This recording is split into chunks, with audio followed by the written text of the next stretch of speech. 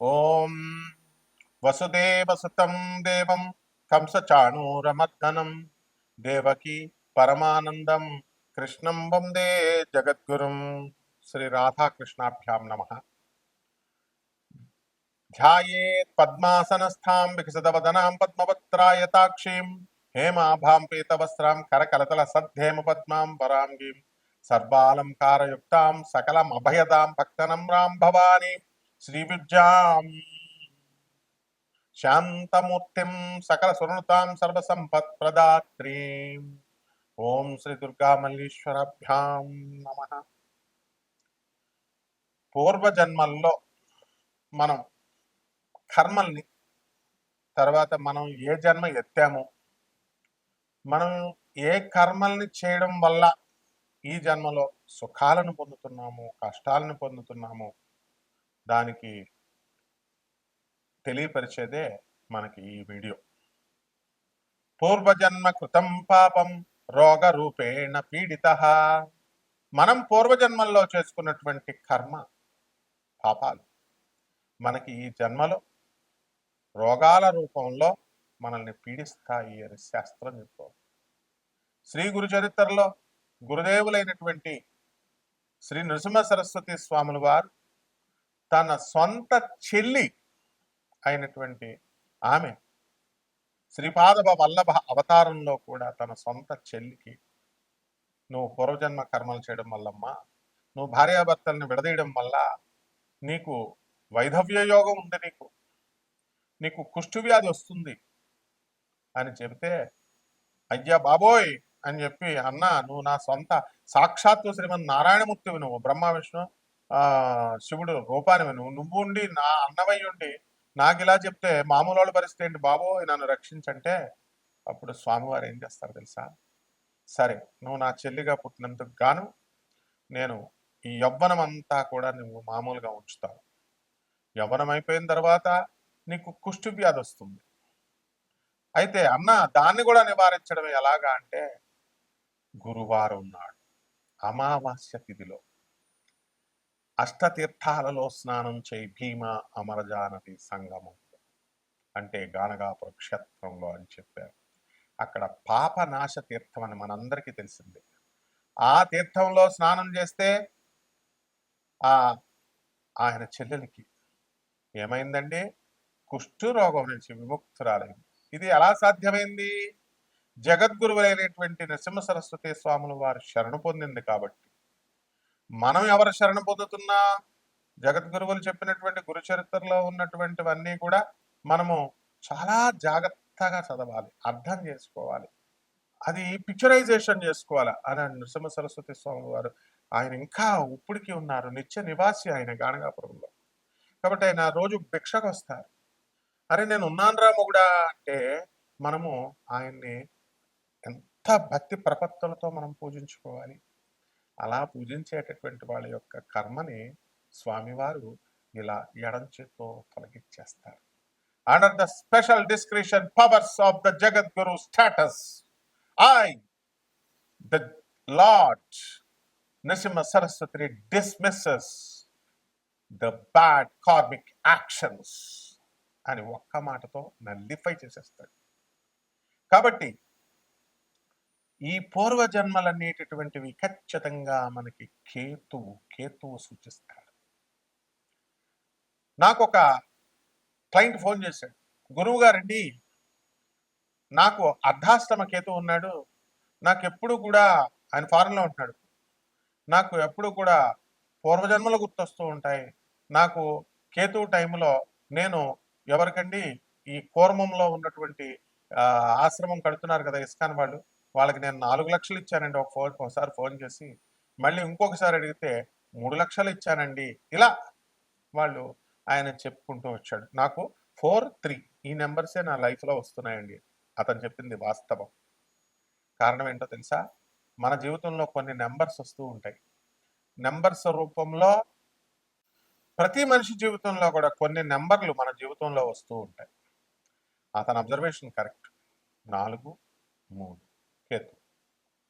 అలాగే ఇంకొక అతను పాన్ కార్డ్ నెంబర్ తీసుకున్నా, ఆధార్ కార్డ్ నెంబర్ కౌంట్ చేసిన బండి నెంబర్ కౌంట్ చేసినా ఇలా అంతా కూడా ఒకటే నెంబర్ వస్తుందండి, అది కేతు అండి అని ఇలా చాలా మంది అంటూ ఉంటారు.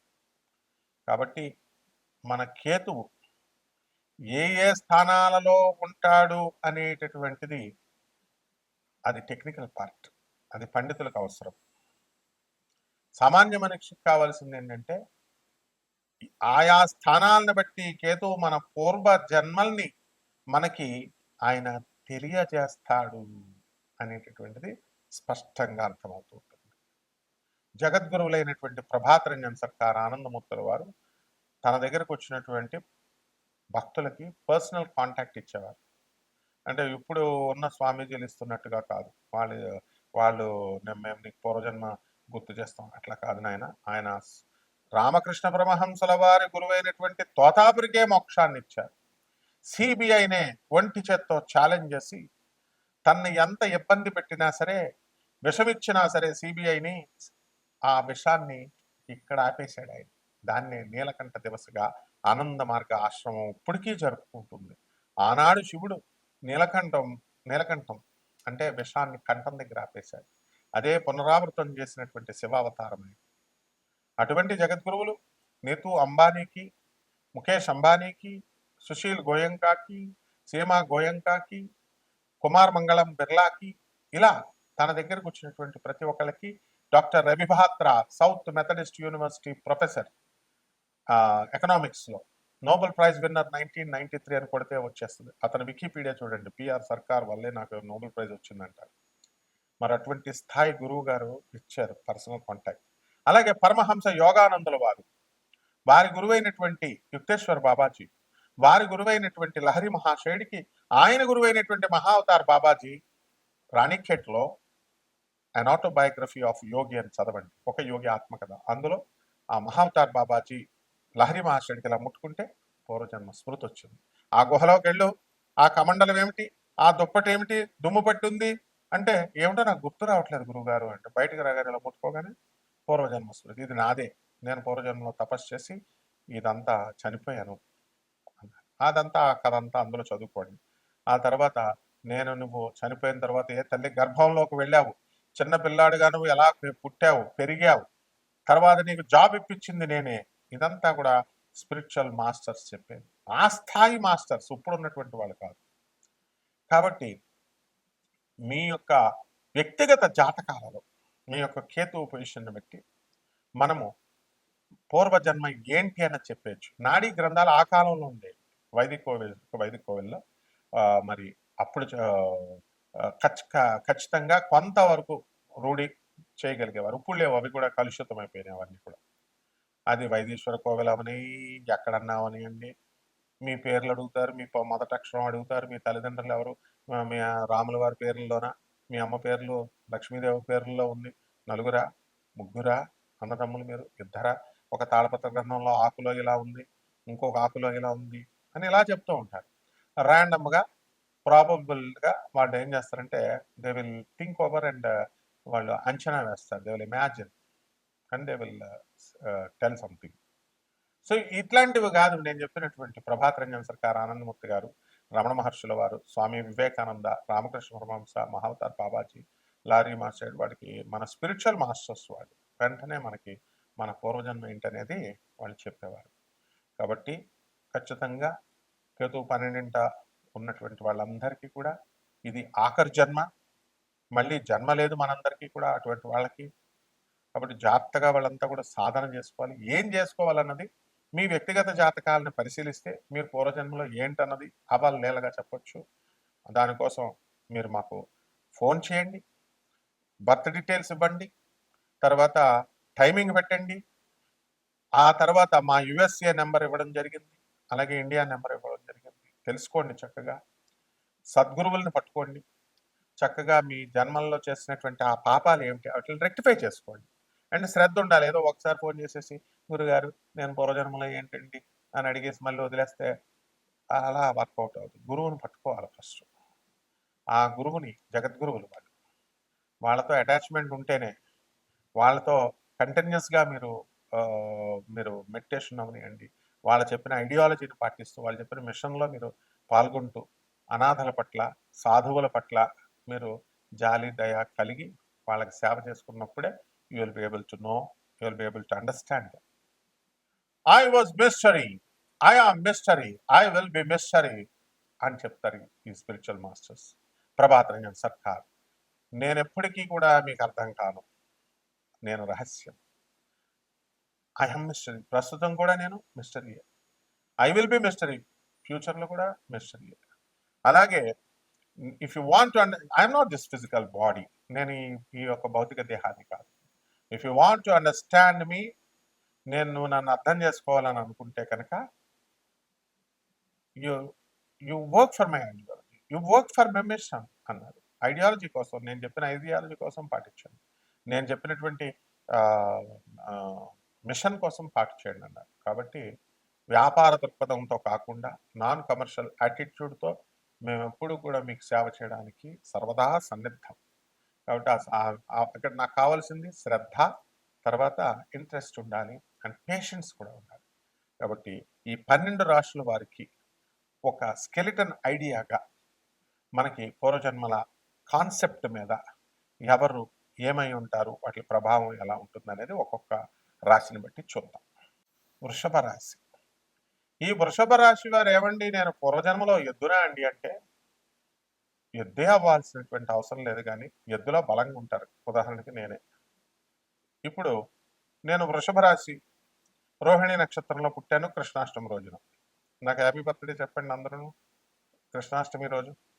కాబట్టి అంటే బలిష్టంగా ఉంటారు వృషభ రాశి వాళ్ళు.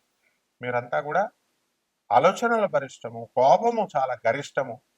ఇక సంపాదన విషయంలో మీకు ఏం ప్రాబ్లం లేదు, టాప్ లెవెల్ ఆఫీసర్స్ అవుతారు వృషభ రాశి వాళ్ళు. వ్యాపారాల్లో కూడా దుమ్ము దొరుకుతారు. ఆ విధంగా ఈ యొక్క మరి ఏమిటండి అంటే మంచి ఎనర్జెటిక్ అనమాట. కానీ మీకు పైల్స్ వ్యాధి వచ్చేస్తుంది. రక్తం మీకు తెలియకుండానే ఆపరేషన్లు పట్టడం కానీ రక్త ప్రవాహం. అలాగే స్త్రీల నుంచి ఎప్పుడు డేంజర్ ఉంటుంది వృషభ రాశి వాళ్ళకి. కాబట్టి జాగ్రత్తగా ఉండాల్సినటువంటి అవసరం ఉంది. ఆదాయాలు బంధుమిత్రులతో విందు వినోద కార్యక్రమాలు అద్భుతంగా ఉంటాయండి. చేసేటటువంటి ప్రతి వ్యాపారము ప్రతి పని కూడా ముందుకెళ్తుంది. మరి అర్ధాష్టమ కేతు ఉన్నాడు ఇక్కడ. ఆ కేతువు సింహరాశిలో రవితో కలిసి ఉన్నాడు ఇక్కడ. డిప్రెషన్, నిరాశ. మనము ఈ సంవత్సరం అంతా కూడా అందరితో మోసపోతామండి వృషభ రాశి వాళ్ళం. మరి అందువలన ఈ ఎవరు ఎలా మోసపోతారంటే, మోసం అంటే ఏదో ఆకాశంలో నుంచి పైనుంచి వచ్చి ఎవరు మోసం చేయరు. ఎవరో ఒకళ్ళు తగులుతారు. వాళ్ళు ఏం చేస్తారంటే వాళ్ళ సోదంతా మనకు చెప్తా ఉంటారు. చెబుతా ఉంటే ఏమవుతుందండి, మనం వాళ్ళ డిప్రెషన్ అంతా మనకి ఎక్కిచ్చేస్తారు. ఎక్కిచ్చేసిన తర్వాత మనకి ఇంకేమీ మిగలదు. వాళ్ళ డిప్రెషన్ పోగొట్టుకుంటారు, మనకి డిప్రెషన్ వచ్చేస్తుంది. So we will develop the suicidal tendency in this particular period.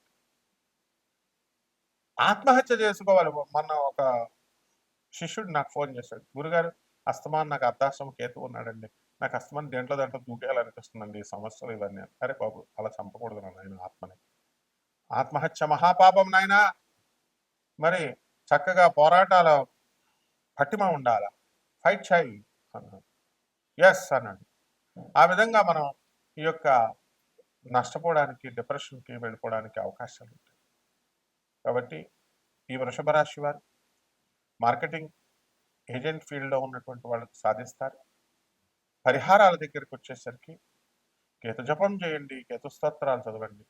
వాటితో పాటు శుక్రుడు మనల్ని దబా బాధేస్తూ ఉంటాడు. అందువలన శుక్ర జపం చేయండి, శుక్రుడు యొక్క స్తోత్రాలు చదవండి. శుక్రుడికి కిలోంపావు బొబ్బర్ని, అలాగే తెలుపు రంగు వస్త్రాల నుంచి పేద బ్రాహ్మణులకి శుక్రవారం నాడు ఉదయం 6 గంటలకు దానం చేయండి. అలాగే కేతువుకి ఉలవల్ని కిలోంపావు, అన్ని రంగుల వస్త్రాలని ఉన్నటువంటి దాన్ని తీసుకొచ్చి సోమవారం నాడు ఉదయం 7 గంటలకి మీరు దానం చేయండి. అలాగే చక్కగా దశమహావిద్యల్లో ఒకటైనటువంటి కమలాత్మిక అమ్మవారి యొక్క మంత్ర సాధన మీరు చేయండి. ఇంట్లో మీరు కమలాత్మిక పూజలు చేసుకోండి, మీరు లక్ష్మీవంతులు అవుతారు. ఇంకా మిగతా విషయాలన్నీ కూడా తెలుసుకుందాం. మీరెంత, నేను చూడండి ఎంత వినయ విధేయతలతో చెప్తున్నాను, మీరు కూడా అంతే విధేయతలతో ఉంటే ఇంకా మీకు సీక్రెట్స్ అన్ని చెప్తాం అనమాట. శుభమస్తు.